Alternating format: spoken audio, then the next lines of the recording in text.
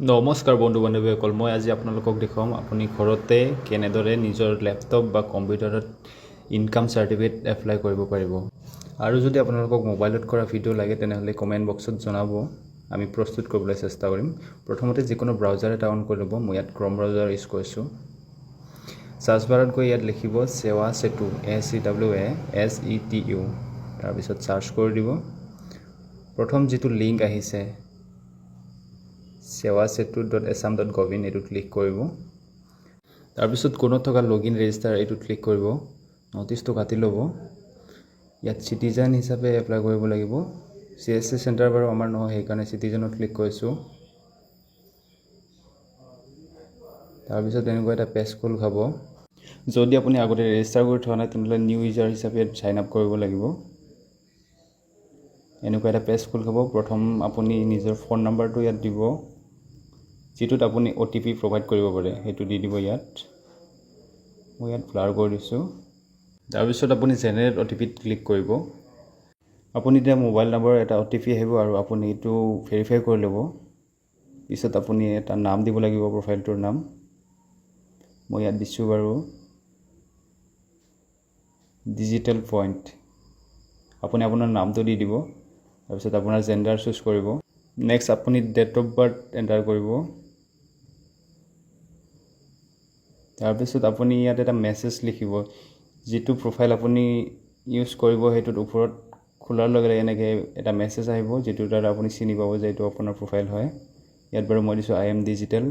আপুনি আপোনাৰ নামটোৰ সৈতে দিব পাৰে I am হৰি মধু, যি হয় সেইটো। ইয়াত আপুনি ইউজাৰ নাম ইউজ কৰিব। ইউজাৰ নেমটো হ'ল আপুনি ইজিলি আপোনাৰ ফোন নাম্বাৰটো দি দিব ইয়াত। তাৰপিছত আপোনাৰ এটা পাছৱৰ্ড ক্ৰিয়েট কৰি ল'ব, যিটো আপোনাৰ মনত থাকে।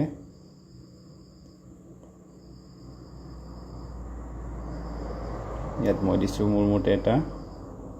তাৰপিছত আপুনি ইয়াতে কনফাৰ্ম কৰিবৰ কাৰণে আকৌ এবাৰ পাছৱৰ্ডটো এণ্টাৰ কৰিব। তাৰপিছত ইয়াত টিক মাৰ্ক কৰি কিনে একচেপ্ট কৰি চাইন আপ কৰি ল'ব। আপোনাৰ প্ৰফাইলটো এনেদৰে ক্ৰিয়েট হৈ যাব। নেক্সট আপুনি লগইন পেজত যাব।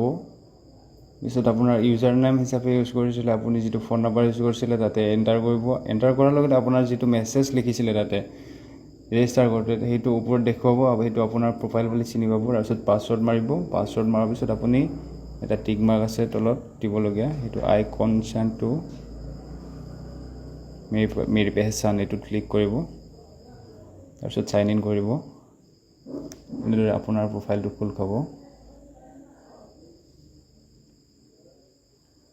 তাৰপিছত আপুনি যাব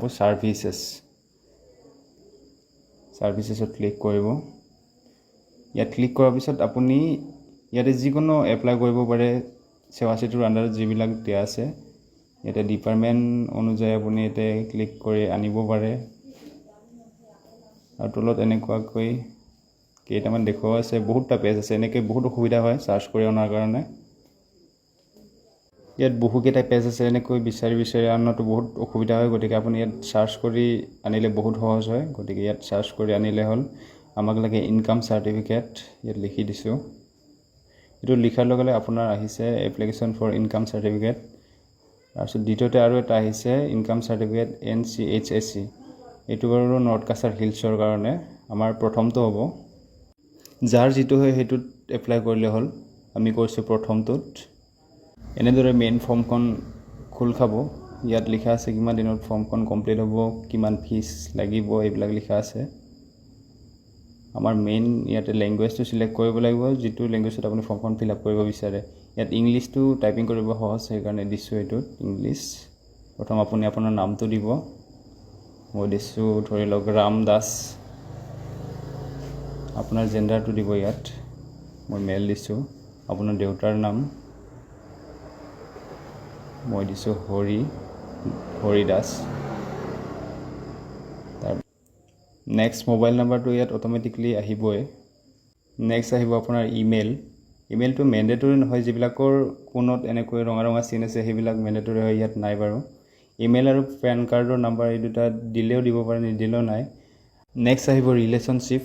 আপুনি যদি ল'ৰা হয় ইয়াত চন অফ দিব, আৰু ছোৱালী হ'লে এনেকৈ ডটাৰ অফ দিব পাৰে, ৱাইফ অফ দিব পাৰে। আপুনি যদি কাৰোবাৰ পত্নী হয়, হাজবেণ্ডক এনেকৈ দিব পাৰে। মই চন অফ দিছোঁ, ইয়াত দিব লাগিব দেউতাৰ নাম, ৰিলেটিভছ নাম। ইয়াত মই দেউতাৰ নামটো দিছোঁ হৰি দাস ধৰি লওক। ইয়াত আপুনি source of income, cultivation, labour, business, service যি হয় আপুনি সেইটো দি দিব। মই কাল্টিভেশ্যন দিছোঁ আৰু অকুপেশ্যনটো ইয়াত লিখি দিব। মই দিছোঁ ইয়াতে কাল্টিভেটৰ।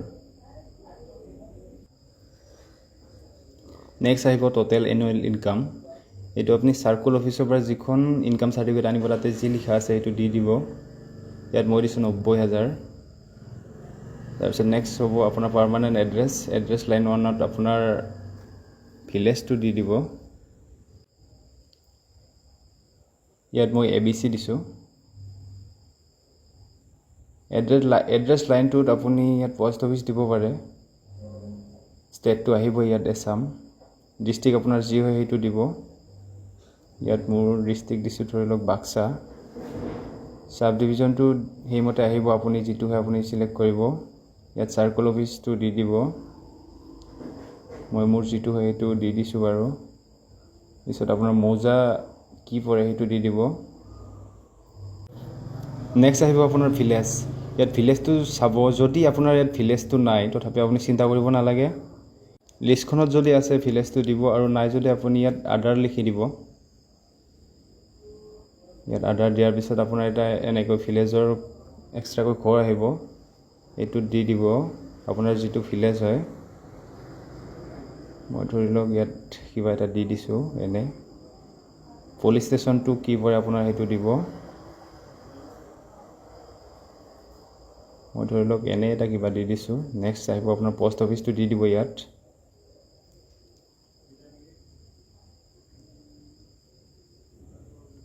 নেক্সট আহিব আপোনাৰ পিনক'ড আপোনাৰ যিটো হয় সেইটো দিব। তাৰপিছত কৰিব 7 নেক্সট, তাৰপিছত য়েছ কৰি দিব। নেক্সট আপোনাৰ এনেকৈ ডকুমেণ্ট আপলোডৰ পেজটো খোল খাব। ডকুমেণ্টবোৰ আপুনি ডিজিলকাৰৰ দ্বাৰাও আপলোড কৰিব পাৰে। ইয়াত ওপৰৰ পিনে অপশ্যন আছে, ইয়াত লগ ইন কৰি ল'ব লাগিব ডিজিলকাৰটো। পিছত আপোনাৰ ইয়াত মেইন যিটো আছে আপলোডৰ অপশ্যন, এড্ৰেছ প্ৰুফ হিচাপে আপুনি আপোনাৰ আধাৰ কাৰ্ড, ড্ৰাইভিং লাইচেঞ্চ এইবোৰ ইউজ কৰিব পাৰে। ইয়াত ব্ৰাউজত যাব, যোৱাৰ পিছত আপোনাৰ নিৰ্দিষ্ট লোকেশ্যনৰ পৰা আনি ল'ব ফাইলটো। আপুনি এটা ফল্ডাৰ বনাই ল'ব, তাত আপোনাৰ যিবিলাক ডকুমেণ্টছ ইয়াত লাগিব সেইবিলাক লৈ ল'ব, তেতিয়া সুবিধা হ'ব বেছিকৈ। মই এটা ফল্ডাৰ বনাই লৈছোঁ এনেকৈ, কি লাগে সেইমতে আপুনি এফালৰ পৰা আপলোড কৰি যাব।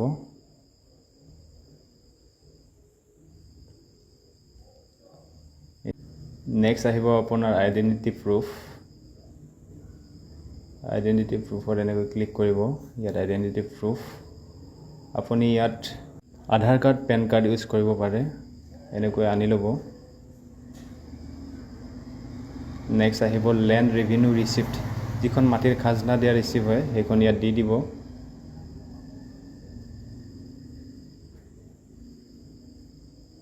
এনেকৈ আপলোড কৰি ল'ব। নেক্সট আহিব আপোনাৰ চেলেৰী শ্লিপ। এইটো মেণ্ডেটৰী নহয়, আপুনি দিলেও দিব পাৰে। তাৰপিছত এনি আদাৰ ডকুমেণ্টছ, ইয়াত আপুনি ইচ্ছা কৰিলে ইয়াত গাঁওবুঢ়াৰ প্ৰমাণপত্ৰ দিব পাৰে, এনেকৈ আপলোড কৰি ল'ব। নেক্সট 7 নেক্সট কৰিব ইয়াত। তাৰপিছত আপোনাৰ এনেদৰে পে'মেণ্টৰ পেজটো খোল খাব। আপোনাৰ 40 টকা কাটিব লাগিব। আপোনাৰ ইয়াত নাম আহিব, মই বাৰু ব্লাৰ কৰি দিছোঁ। নেক্সট ইয়াত আপুনি ইণ্টাৰনেট বেংকিং নাইবা UPIৰ দ্বাৰাও কৰিব পাৰে। আমি সহজ হিচাপে ইয়াত বাছি লৈছোঁ UPI।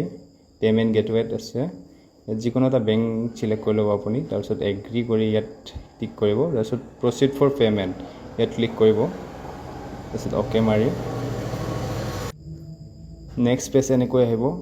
চববিলাক চেক কৰাৰ পিছত আপুনি ইয়াত চাব টাৰ্ম এণ্ড কণ্ডিশ্যনত ক্লিক কৰিব। তাৰপিছত কনফাৰ্ম পে' কৰি আপোনাৰ পে'মেণ্টটো কমপ্লিট কৰি ল'ব।